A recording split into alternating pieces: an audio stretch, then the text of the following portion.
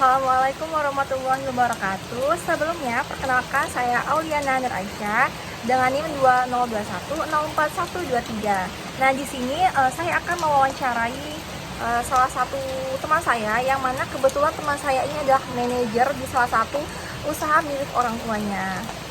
Nah, sebelumnya saya akan menjelaskan apa sih self leadership itu dan bagaimana cara kita untuk bisa menjadi pemimpin yang baik, karena setiap orang itu adalah seorang pemimpin. Jadi menurut saya self leadership itu adalah salah satu kemampuan penting yang harus dimiliki oleh setiap orang. Nah, tanpa kepemimpinan diri yang baik, orang tidak akan bisa mengejar mimpi-mimpi mereka. Bisa dibilang self leadership itu menjadi faktor penentu bagaimana seorang akan menjalani hidup mereka. Nah, self leadership ini juga kemampuan untuk memimpin diri sendiri dengan cara mengembangkan visi, tujuan, dan strategi untuk mencapai keberhasilan dalam kehidupan pribadi maupun profesional. Lalu self leadership ini melibatkan beberapa keterampilan penting seperti untuk memotivasi diri, mengelola waktu dengan efektif, mengidentifikasi sekaligus mengejar tujuan, dan lain sebagainya. Nah, manfaat self leadership itu apa saja sih? Nah, seorang yang mampu memimpin dirinya sendiri memperlihatkan banyak manfaat berguna bagi kehidupan mereka sekarang maupun pada masa yang akan datang.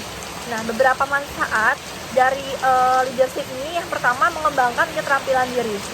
Melalui kepemimpinan yang baik, seorang itu dapat mempelajari berbagai keterampilan yang dibutuhkan untuk mencapai tujuan mereka. Keterampilan ini bisa berupa soft skill, interpersonal, dan lain sebagainya. Nah, yang kedua ini menjadi lebih mandiri. Kepemimpinan dari seorang akan membuatnya tumbuh menjadi pribadi yang lebih mandiri dan dapat mengambil inisiatif secara independen. Nah, hal ini meningkatkan kemampuan seorang untuk mengejar tujuan mereka tanpa bergantung pada orang lain. Yang ketiga, meningkatkan produktivitas. Nah, jika seorang mampu memimpin dirinya sendiri, maka tujuannya itu jadi dapat tersusun dengan lebih jelas dan terukur.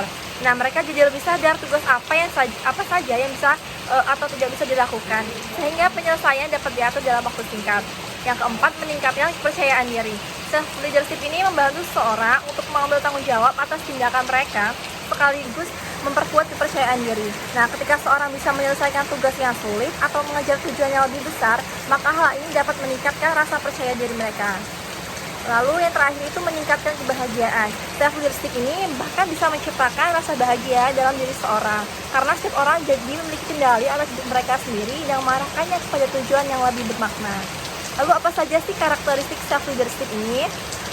Yang pertama ini keterampilan time management. Jadi seorang yang memiliki kepemimpinan yang baik pasti bisa mengatur waktu mereka sesuai jadwal dan kepentingannya masing-masing. Yang kedua, kemampuan untuk mengatasi tantangan atau rintangan. Nah, rintangan pasti akan selalu ada dalam hidup, namun biasanya ada dua respon yang diberikan ketika rintangan itu datang, yaitu berusaha untuk mengatasinya atau menghindarinya.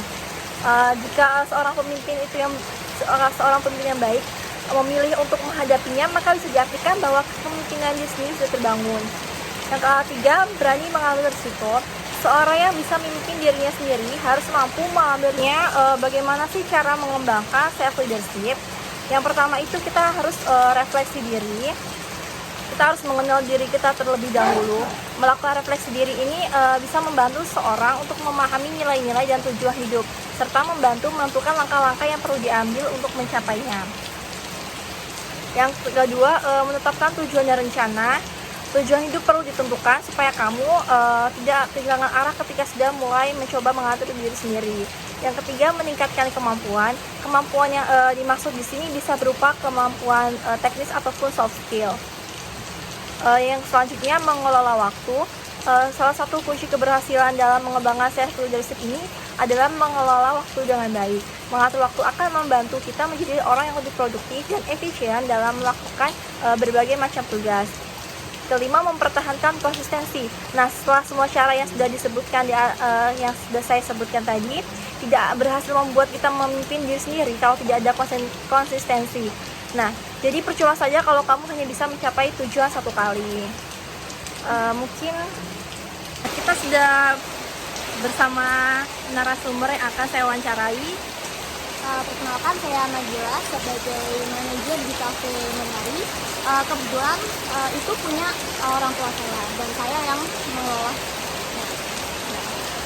Aku mau nanya dong, menurut kamu seperti apa sih gaya kepemimpinan yang ideal itu? Menurut saya pribadi, kepemimpinan yang ideal itu adalah kepemimpinan yang tahu bagaimana cara mengapresiasikan anggota tim. Sebab dari cara mengapresiasikan tersebut, anggota tim akan merasa bahwa diri mereka berharga. Jika begitu, respek para anggota juga dapat dibikin oleh manajer. Nah, terus Anda kan sebagai manajer, bagaimana sih cara Anda menghadapi konflik ketika menjadi seorang pemimpin? Sebenarnya tidak ada asap jika tidak ada api. Saya selalu mempercayai pepatah, maka dari itu saat terjadi konflik, saya akan mencari penyebabnya terlebih dahulu. Kemudian saya akan mencari penyebabnya, saya akan memberikan pendapat yang netral dan tegas dari saya untuk karyawan saya. Nah, kalau misalnya ada anggota dari kafe yang kamu kelola itu berselisih, gimana sih kamu menanggapinya? Saya akan menanggapinya dengan komunikasi, karena komunikasi itu adalah bagian terpenting untuk menyelesaikan suatu konflik. Karena tanpa komunikasi itu tidak akan terjadi kesalahpahaman yang akan memancing konflik. Maka dari itu saya akan melakukan observasi dari dua pihak karena karena saya nantinya tidak berat sebelah kalau dilihat dari dua pihak.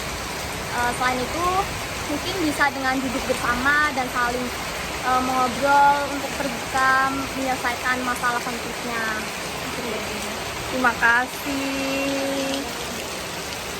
Mungkin sekian wawancara saya dengan Mbak Nabila. Terima kasih. Sekian dari saya. Wassalamualaikum warahmatullahi wabarakatuh.